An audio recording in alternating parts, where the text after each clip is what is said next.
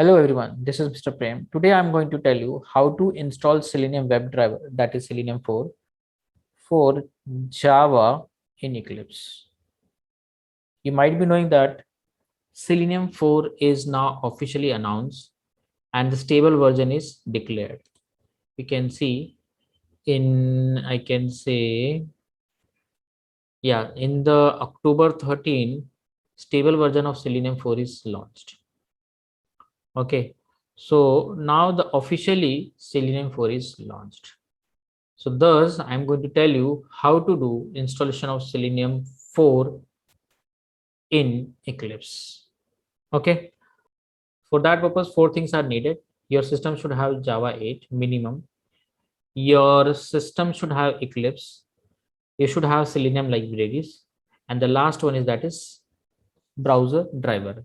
Chrome driver is needed for Chrome browser. Okay, everyone. So if you do not have the Java and Eclipse in your system, I will provide the link of the videos so that you can watch and you can install Java and Eclipse. Now I will tell you how to download Selenium Java libraries in your system. Okay, for that purpose, you need to open selenium.dev, and on this, you need to go inside downloads. Inside downloads, you will find this Selenium server actually in front of you. And if you click on this stable version 4.00, you will get Selenium server in your system. You can see Selenium server 4.0.0, that is one jar file. We are going to use this in our program. This is the jar file. After this, you are interested to download the browser driver. Let me keep this. Okay, you are interested in downloading the browser driver, that is Chrome driver in our case. Go little down.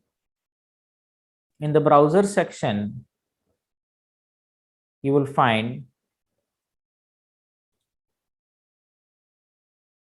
Chrome. Yeah, this is the Chrome. You need to click on this documentation, and depends upon your version of your Chrome browser. Currently, the stable version is 95 for Chrome version 95. So I will click on this stable version, and my Chrome browser version is also, I think so, 95 only. You can see the 95 only. So I will click on the 95. It will move to the page where the drivers are kept. I will click on the Chrome driver Win32 since it works for 32-bit also and 64-bit also. So I will click, it will download. So it has been downloaded. Now I need to extract this Chrome driver Win32 in a folder. So let me open it, show in folder. So these two things are there. Let me extract this Chrome driver Win32.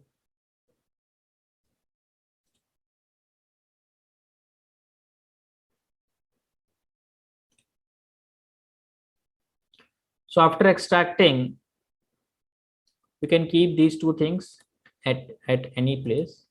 So I will just copy these two things and I will come to the desktop. And on desktop, there is a cell jars as a folder. I will keep inside this. So you can see I have Selenium server 4.0 here and Chrome driver 32 here, 10 MB. Okay, so now I need to start my Eclipse. So let me open my Eclipse and I will configure my Eclipse for Selenium 4.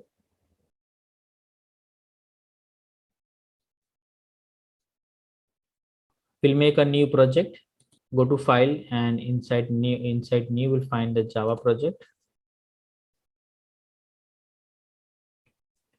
Selenium 4 as a project name I have given. And one more thing, you do not forget to select Java 8 from this. Use execution environment.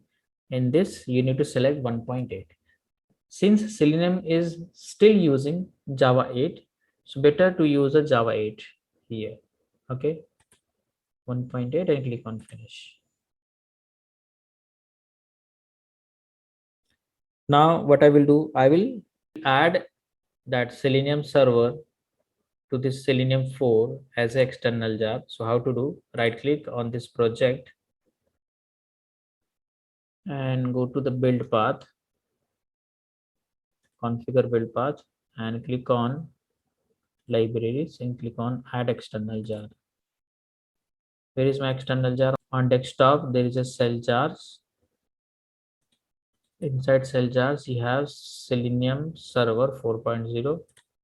Click on open and apply and close. Now my project is configured for Selenium 4. So let me show you one sample program also. We'll make a new package here. Right click on the SRC, go to the new, click on package. This is the day one. So I will say day one. And right click on this day one, click on new, go to the class, give the name as what? First script.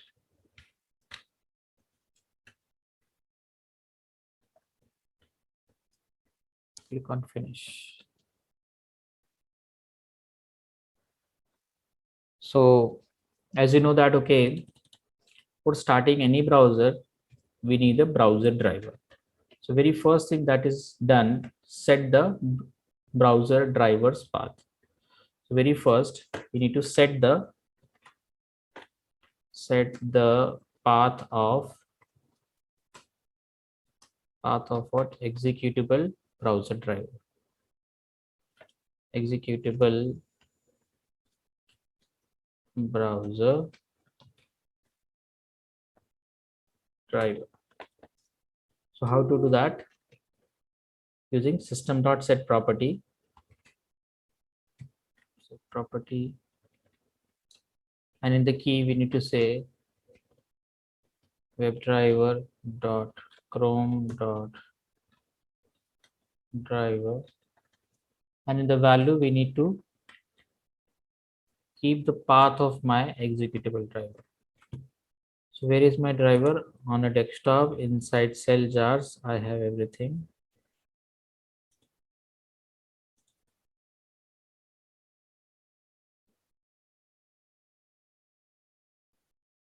See, Chrome driver will go inside this. We'll copy the path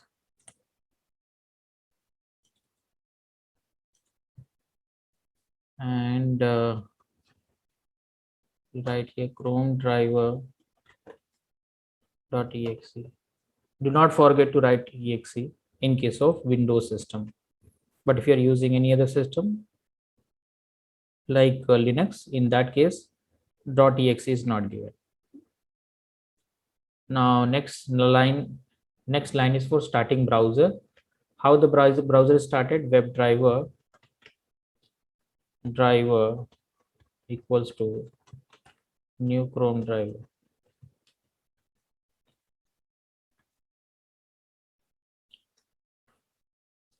So WebDriver equals to new Chrome driver. WebDriver, if you mouse over it, will give the suggestion to import. Click on import. Chrome driver, if you mouse over, then you will get the option of what? Import. Click on this. So this is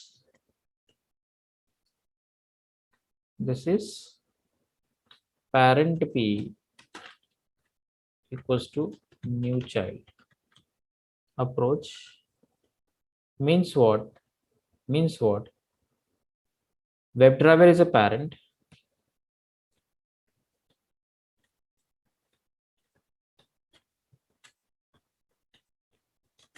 and Chrome driver is child. Okay, this approach is used so that this driver should be able to hold the object of any child. It should be able to hold the object of what? Firefox also. It should be able to hold the object of Opera also. It should be able to handle the object of what? Safari driver also. Any object. Thus, the driver is declared as what? Here, WebDriver type. WebDriver, if we declare driver as a WebDriver type, no, this can handle object of any child. That is one advantage. In real time, we don't know. In real time, we don't know end user is going to run the script by which browser, that we don't know. So our driver should be able to hold the object of what any child does. Here WebDriver driver equals to new Chrome driver approach is used. Now let's open a URL. So driver.get, let's open the Selenium dev only.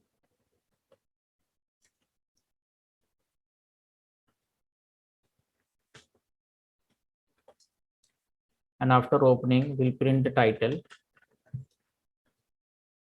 driver.get title.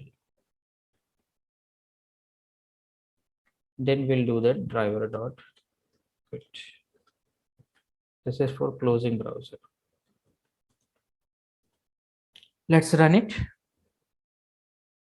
Run as Java application.